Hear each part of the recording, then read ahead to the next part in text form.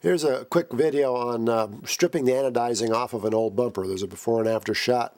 This is a short version again that shows you how to remove the bumper and how to prepare the aluminum for stripping. In this case, I'm just using a little bit of sandpaper to kind of break the surface of that so that the stripper will penetrate better. I've taped off a section to show you a before and after. You take your anodized stripping liquid, pour it into a little bowl,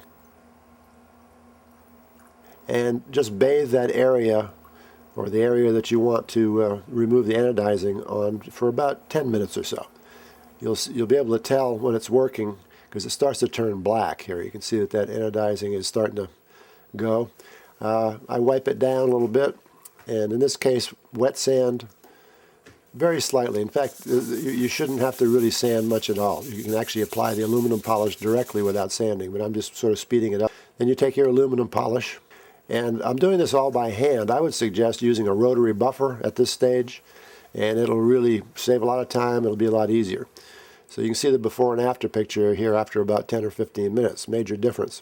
So if you have scratches on your bumper, you need to block sand those as much as you can unless they're really deep, and that's it. At the end of this process, you'll use the anodized coating to put a final coat on this to seal it. You just flow it on, and as you do that, you'll see little ridges, but when it cures, it gets really nice and smooth. So there it is. There's a before and after shot. The long version shows you exactly how to reassemble all this stuff. You have to make sure that all your parts are kept. You know, don't lose any parts. We show you how to apply that bumper strip, where to start, what order to use to get it all assembled again. You snap on that bumper strip and then snap these clips into place to hold that rubber bumper on. We put the bumper back on, snug it up, and that's about it. This is before and this is after.